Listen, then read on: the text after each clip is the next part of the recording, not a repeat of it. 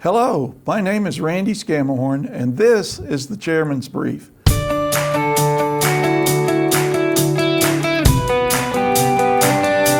As Chairman of the Cobb Board of Education, I have the privilege of speaking on behalf of the Cobb School Board. The school board, together with our teachers, students, parents, staff, and community, make up our team striving for our common goal, student success. You frequently hear us talk about our great employees in Cobb Schools, especially our teachers. But what does a really good teacher do differently to help our students succeed? It is something other teachers can do too. To help us dig deeper into these questions is Cobb's own 2021 Teacher of the Year, Beth Foster. Thanks for coming in, Beth. Thank you for having me. Just briefly, tell us a little bit about yourself. What comes to mind? Well, I grew up in Cobb County, so I've been in this community for a long time. Went to Pope High School. My kids go to Due West Elementary. My husband also teaches at Osborne High School, and we love being a part of this community. Okay. Well, where did you go to college? I went to University of Georgia. Okay. And for my undergrad in social science education, and I received my master's in instructional technology from Kennesaw State. Okay. Now, I don't want to put an age on you, but how long have you been teaching? 14 years. Okay. 14 years. And what levels have you taught? All high school. So I've taught from 10th grade to 12th grade. Okay. And currently, what do you teach? I'm teaching economics, American government, and U.S. history. Oh my goodness! So you've got a busy schedule too, because I do, there yes. are 3 different curricula there. I do, and in the fall I'm teaching all economics for 9 weeks, and then we switch to American government. So it's been fun. So it's really one prep, so it's not too bad. Okay. When and what made you decide to become a teacher? And when did you know? You know, when I was in college, I was in the business school, sitting in classes, and I just didn't feel a sense of, it wasn't really getting the juices flowing. It really wasn't, I wasn't having those feelings of enjoying what I was doing. So I worked a lot with kids throughout my life, coaching and playing soccer. And I started to think I need to change my major, and so I changed it to education and went into social science. And I love that feeling of making other people feel good, and the power of the teacher in the classroom to set that environment and that feeling where students walk in and they know they're comfortable, they know they're happy, and I enjoy watching that and enjoy making kids feel good. You want them to be able to want to come into your class. How do you set that atmosphere? It is establishing relationships and knowing that students care. Knowing that I care about students. Many times students later, they're not going to remember the X's and O's or the, what you taught them or the history, the facts. They're going to remember how you made them feel. And knowing that it's not just a one-size-fits-all in the classroom, that I know that each child has different needs and that I'm there to work very hard to meet those needs. Students have lives outside of school, and those relationships help students buy in, that they're not just, in this classroom with this person that's uncaring and not thinking about their needs. When did you decide to teach history and economics, and what was the third one again? American government. Okay, American government. Well, at University of Georgia, I took a lot of different history courses, and I was very interested in history from my own teachers at Pope High School and from stories from my parents.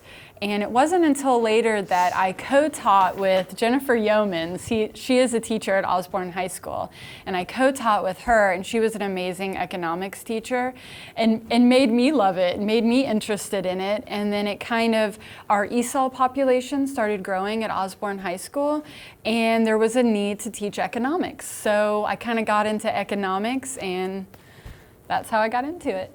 Oh, good. Yeah.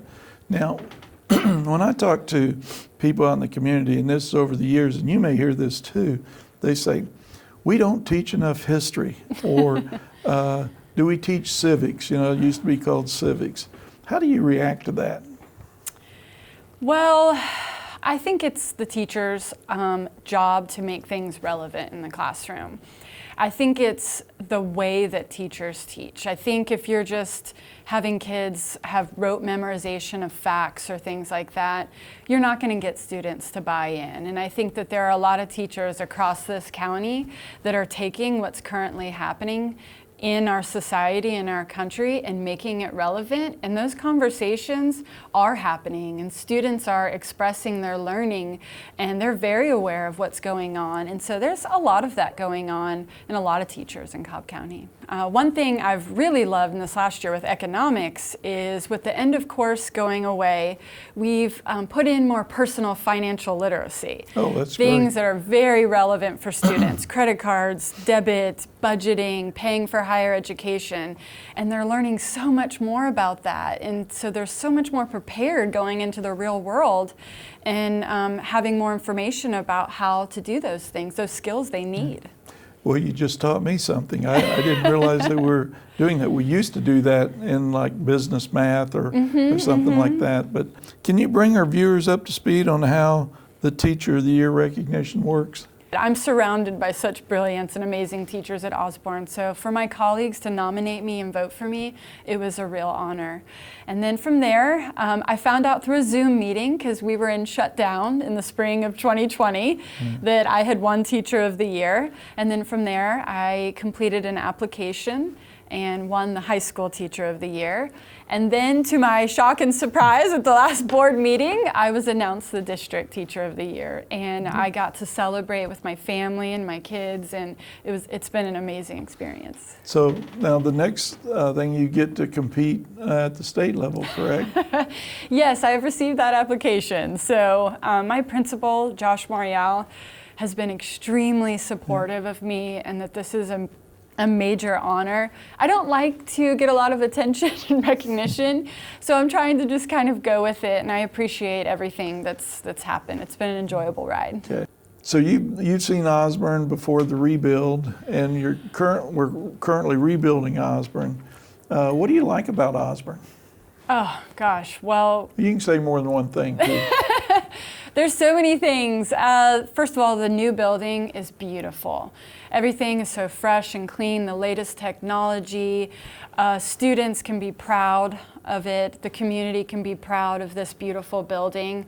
The administration, the teachers, the social worker, the counselors, everyone works together as a team. It is truly a team effort, because just myself as a teacher, I can't be successful with my students without my support team. And so the support and the teachers, it's the hardest working staff in Cobb County, truly. And so it is a team effort that we have a tough job, but we work together to help all our students. Now, you may get a little bit of a debate over the best team and the best school, but I think I'm a little biased. as I would be too. Well, you know, even though Osborne is one of our great schools, it's also in an area of the county where we have a tremendous amount of transiency, students coming and going. Yes. And what do you think of that? How do we work with that? It's a difficult situation, however, it's about finding solutions. For example, I started implementing the flipped classroom, where I started doing screencasted videos. And I can adapt and provide through CTLS or different technology resources to catch students up, to challenge the students who are here and ready to move on and kind of differentiate learning. So it's about finding solutions and helping students, whatever their personal situation is. If they come into history in the middle of the semester and you've missed 200 years of history, what can we do to help you? How can we implement strategies to help that child? So we work together to help all children. Okay. So, well, before you can start teaching in the classroom, before education begins, you have to establish order in your classroom. Yes. How do you do that? Well, being a type A personality, that's kind of something that comes naturally. However, we can still have a lot of fun in the classroom, but I do believe students crave an order and a routine. I think that's the most conducive to learning. So it's establishing routines. When students walk in the classroom, they know exactly what they need to do. There's something to grab, there's something to do. While I'm helping maybe a student that was absent or trying to prepare things, they can self-check their work, or they have a routine in place. Same thing at the end of class. You know, they know that there's an accountability and there's a routine of, I'm expected to know this information and this is how I'm going to express it. So by the time class ends, there's an expectation and there's a way for them to show me, whether it's a ticket out the door or practice questions or things like that. So establishing a routine and getting to know my students that first week, to engage in conversation about non-school things. You know, so I'm getting to know them. So establishing relationships and routine is very important. Well, when I was in the classroom, occasionally with projects or a project, we would have what I would call orderly chaos. You know, do you have that? A little bit. I really enjoy simulations. There's for students, whether it's the circular flow of the economy or a literacy test simulation or something where they're simulating the learning through the experience. I do believe in a lot of autonomy. There are some students that are talkers and like to express their learning maybe in a different way, so I let them do that. But then you have your more quiet or observed students that want to write something or maybe talk to a peer. So there's different ways. Giving autonomy, definitely, and kind of simulating learning in a fun way is, I've had to let go of the type A because the kids enjoy that too, but we bring it back together in an organized way. What is your favorite accessory in class that you use more? Well, there's probably two things. One is definitely students love being competitive, and teachers across Cobb County utilize Quizlet Live, where they're competing to learn vocabulary. I would say Kahoot, quizzes. Anything where you make it competitive, students really love that.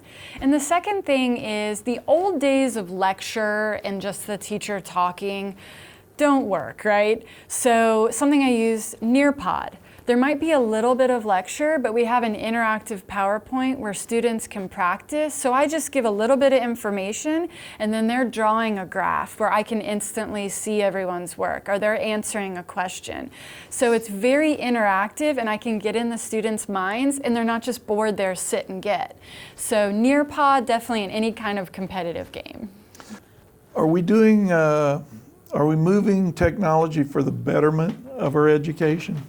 Absolutely. Making it more interactive and not just a, teacher-centered environment has been a big part of the technology. And also differentiation. I might have a student that is finishing up some work and a student that is already finished. So why don't we take a couple students and put them up at the board and have them practice, and so they're moving things around on the board instead of just sitting there.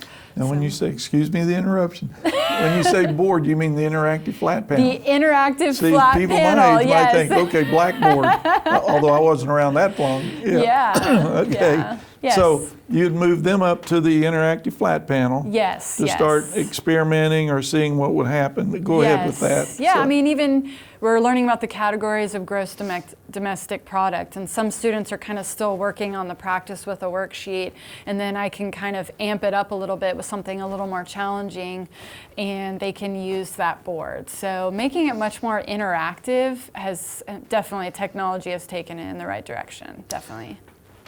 Does our technology and our great teachers like yourself differentiating, do you believe that students are comprehending more than in your generation? Absolutely, and you have a lot of different learning styles. There used to be, 20, 30 years ago, a lot of lecture. And just for students to hear it one time, it's not likely to be retained. And to use it and manipulate it is where the learning comes from. There's a lot of anxiety associated with testing. And I've really seen that kind of alleviate a little bit with practice and application, because that builds confidence. And they know that it isn't just, well, this is the number at the end of the test. They are learning. There's a lot of learning happening in the classroom. Is there anything you can identify that has made a positive impact on the success of your students?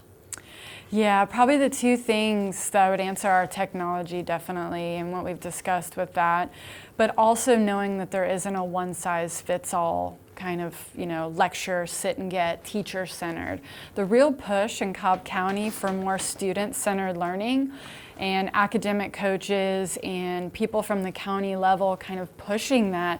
How can we make learning in the classroom more student-centered, has been a big change and very positive for students. Tell me about CTLS as a teacher. Yes, well, we utilize CTLS Assess very frequently. Again, kind of those checkpoints in learning. In economics, the students will take small little mini touchstones throughout the unit, and we can get instant data.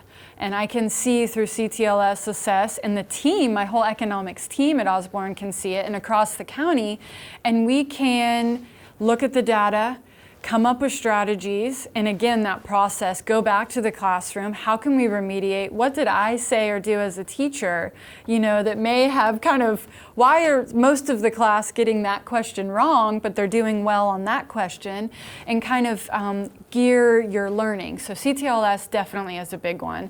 And it's kind of replaced the old blog, but taken it up, 100 notches, because I can put everything we've done in there. I can put helpful information. Recently, students who have been out due to COVID, right there on CTLS, I've got a video. I'm teaching you exactly what you missed, and here's the assignment. It's all there. Wow. Yeah, oh yeah. So, and I have gotten comments from parents where students were missing things because they were in quarantine. So I'm sure they're missing the interaction, the face-to-face and all that, but they have the opportunity to stay up with the class, with their classmates. Is that what I'm hearing? And definitely, and teachers across Cobb County, YouTube is a great resource. Can you find a video that is geared exactly to this topic, so that child is not missing out on learning? It's a quick 5-minute video, and then a way to practice and apply yourself, whether it's a game or something like that. So the learning can continue. You're not just at home, without the resources and the ability to learn. Great. Is there a student success story that you can share with us without compromising personal information or embarrassing one or the other, or a couple of stories? Yes, absolutely. One of the things that comes to mind is a young man that I taught about 10 years ago that I still am in contact and we see. And my husband is also a teacher at Osborne High School and coaches the soccer team. And this is a young man that dealt with a difficult situation in high school, was a brilliant student. His mother was dying of cancer, and he was dealing with a very difficult situation, and he really leaned on us a lot in the relationship that we had built with him. He actually invited us to his house one night, where his mother had been brought home from the hospital just to be kept comfortable, and that she was going to pass. And here we are, my husband and myself, in this house with this student who felt close enough to us to invite us into this just difficult time in his life. And we said our goodbyes and we hugged him and we left. And when we were leaving, he called us and said, "She has passed." And we went back to the house, and he ran out and he hugged us. And this has a happy ending. And he, many times, students just want teachers that are present and that they don't remember what you taught them necessarily, but they remember how you made them feel. And to be a part of that moment, and for that young man to go on and receive a higher education. And we know him today as having a very good business, has his own business, a loving wife, beautiful wife and child, and very successful. And that kind of brings me to the idea that many times people think as teachers being the inspiration in class, it goes both ways, because I watched that young man that year and I'm not sure I would have reacted in the same way. I don't know how I would have handled those things. And that goes for a lot of students in our county, that teachers are aware that students have lives outside of school, and that can impact their learning certainly in school. And that's why at Osborne and at schools across Cobb County, we have a team. There's social workers, there's counselors, there's resources provided to the community and the family, because we know that all those things impact the child's success and learning. So just seeing him, I won't say his name, but we still see him today, and we're so proud of him that he was able to go on and be successful after such a difficult time. Well, if he sees this video, which I hope he does, he'll know who he is, and Yeah. I'm sure he'll be very flattered that the way you think of him. So, Absolutely. is there anything that you would like to say to your students, or in general add to our interview? Well, I kind of touched on it earlier, but my students are truly my inspiration. And many of the students that I teach have had to deal with things and barriers that I did not myself. So I'm proud of them. I want them to know that. I want them to know that when I challenge them and I'm tough on them, it's because I love them and I believe that they can do better, or that I care about them. So that's the biggest thing. Outstanding. It makes me want to go back to school and sign up for your class. So, Oh.